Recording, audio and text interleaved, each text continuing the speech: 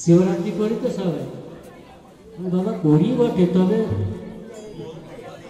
শিবরাত্রি কেউ করে না এখন। শিবরাত্রি এমনি হয় না, শিবরাত্রি অনেক নিয়ম কানুন আছে।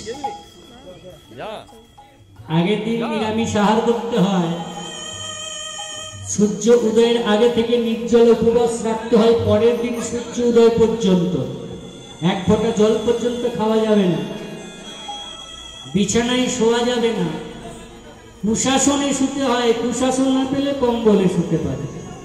আর প্রথম প্রহরে গঙ্গা জল দিতে হয়, মস্তকে দিয়ে বিল্লপত্র প্রদান করতে হয়, নিবেদন করতে হয়।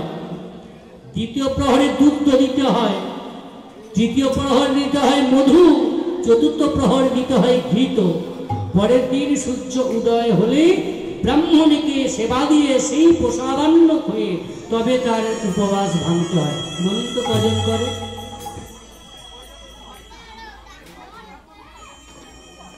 এটা হলো শিবরাত্রির নিয়ম। এই শিবের পুজো করতে গেলে বিল্লপত্রের প্রয়োজন, বিল্লপত্র ছাড়া শিবের পূজা হবে না। তেমনি গোবিন্দের পূজা করতে গেলে তুলসী পত্র ছাড়া হয় না। প্রত্যেকটার এক একটা কারণ আছে, তার জন্ম বৃত্তান্ত আছে, প্রত্যেক কারণ আছে, প্রত্যেকটা জন্ম বৃত্তান্ত আছে।